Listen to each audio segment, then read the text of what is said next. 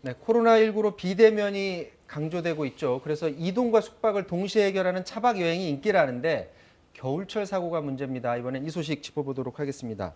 자, 먼저 차박 여행 말만 들어보면 차 타고 여행하는 것처럼 들리는데 그 내용 맞나요? 네, 맞습니다. 뭐 차를 이용한 캠핑 여행이다 이렇게 생각을 하시면 되겠습니다. 네. 요즘 뭐 연예인들이 차박 여행하는 프로그램도 굉장히 인기여서 네. 많이들 알고 계실 텐데요.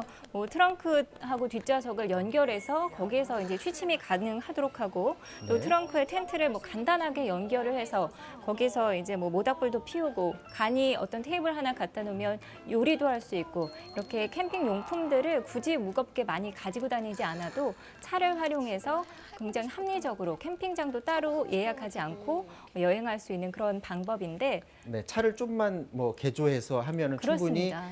차 안에서 숙박까지 다 해결할 수 있다라는 그런 얘기인데 이제 문제는 사고가 난다는 건데 전남 고흥에서 사망 사고가 났다라는 소식인데 자, 어떤 사고입니까? 이게 50대 A씨가요. 그러니까 올해 하반기에 이 캠핑용으로 개조되어 있는 버스를 중고로 매입을 합니다. 네. 그리고 난 다음에 사흘 전에 친구 동창들, 고등학교 동창 한 3명을 더 불러가지고 전남 고흥 거문도로 여행을 떠납니다. 여행을 떠나서 그러니까 사흘 전에 같이 여행 떠났으니까 술도 한잔 하고 그리고 난 다음에 잠이 들었는데 다음 날 저녁이 될 무렵까지 연락이 안 되는 거예요. 네. 그래서 가족 중에 한 사람이 경찰에 신고를 했는데 경찰이 차에 가서 확인을 해보니까 그 2명은 깨어나가지고 차를 그냥 운전을 할 수 있는 상황이었다고 하는데 운전하고 가다가 구토 증상을 느껴서 나머지 2명을 확인해 보니까 의식이 없는 상태였다고 합니다. 네. 그래서 119를 급히 부르는 일이었습니다.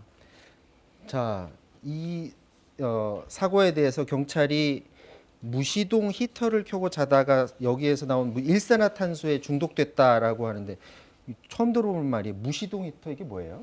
그러니까 보통 우리는 차에 그 난방을 하려면은 차 엔진열로 난방을 하게 되잖아요. 네. 차 시동을 켜놔야 되는 건데요. 무시동 히터 같은 그 히터의 경우에는 저렇게 차박을 해야 되니까 차에 계속 이렇게 시동을 걸 수가 없잖아요. 네. 별도의 히터를 차에 설치를 하는 겁니다. 네. 차 연료통하고 연결이 돼서 연료를 사용하면서 그러면은 차에 따뜻한 공기를 불어넣어 줄 수 있잖아요. 시동은 안 거는데 차에 히터는 시동은 안 돌아가고요? 거지만 아주 작은 것에 시동이 걸려서 거기서 난방을 해주는 거라고 생각하시면 됩니다. 그러면 그 무시동 히터라는 게 자체가 문제가 돼서 사고가 난 건가요? 아니면 전혀 다른 이유 때문에 난 건가요? 제대로 만약에 설치를 하면은 차 외부에다가 무시동 히터를 설치하는 거죠. 네. 그래서 그거를 따뜻한 기운을 차 안으로 끌어들일 수 있도록 해야 되는데 네. 그 공간이 없거나 이럴 경우에는 차 안에 무시동 히터를 설치하는 경우가 있고요. 그렇게 해도 되는 거예요? 아니면 되면 그렇게 만약에 한다 하더라도 배기가스가 나오기 때문에 배기가스는 차 바깥으로 내보내야 되는데 네. 이번에 사고가 난 차량 같은 경우에는 화물칸에다가 무시동 히터를 설치했다는 거예요. 네. 근데 그 화물칸 안에서 그냥 배기가스가 발생했는데 그 배기가스가 실내로 유입이 되는 이런 일이 벌어진 겁니다. 자, 그렇게 해서 지금 사망자만 있는 게 아니고 지금 부상자도 있는 거죠. 네, 지금 2명은 그나마 경상인 상황이고 그래도 지금 현재 상황이 안 좋고요. 1명은 사망했고 1명은 지금 의식을 되찾지 못하는 상황입니다. 자, 뭐 특히 이제 겨울철에 이제 히터 준비하다가 네. 어떤 사람들은 거기에 뭐 석유난로도 갖다 쓰기도 하고 그랬다가 사고가 나는 경우 저희가 뉴스에서 굉장히 많이 보는데 실제로 지금 어떻습니까?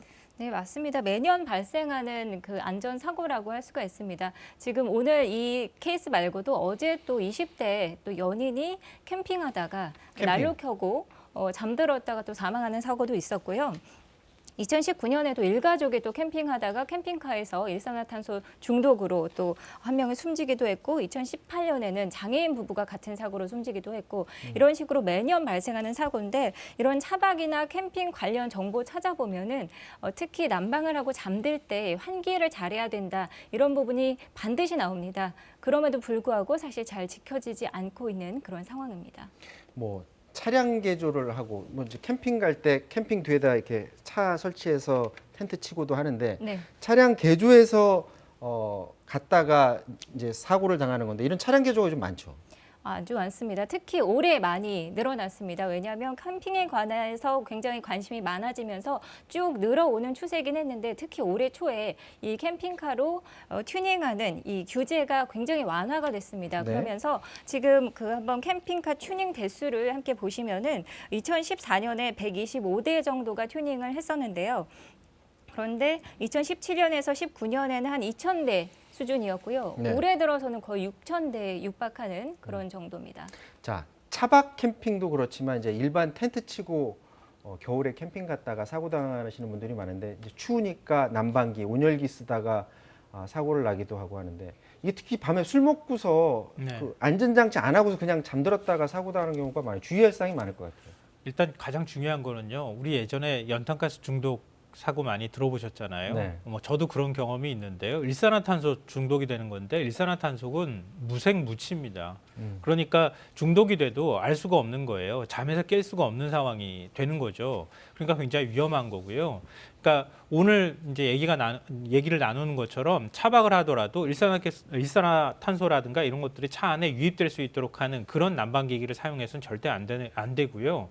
또 텐트 안에서라도 우리 휴대용 가스레인지로 뭐 난방을 한다거나 아니면 휴대용 난방기기 같은 것들이 있거든요. 가스를 네. 이용한 그런 것도 역시 마찬가지로 일산화탄소가 발생할 수가 있습니다. 저 같은 경우 캠핑 좋아하는데 그런 거 무서워서 사실은 겨울에는 못 가거든요. 혹시나 일산화탄소 중독될까 봐. 그러니까 그렇게 만약에 할 경우에는 환기를 주기적으로 계속해야 되는데 잠잘 때는 환기를 잘 못하잖아요. 네. 그러니까 가급적이면은 그런 것들을 설치하지 않는 것이 좋고요.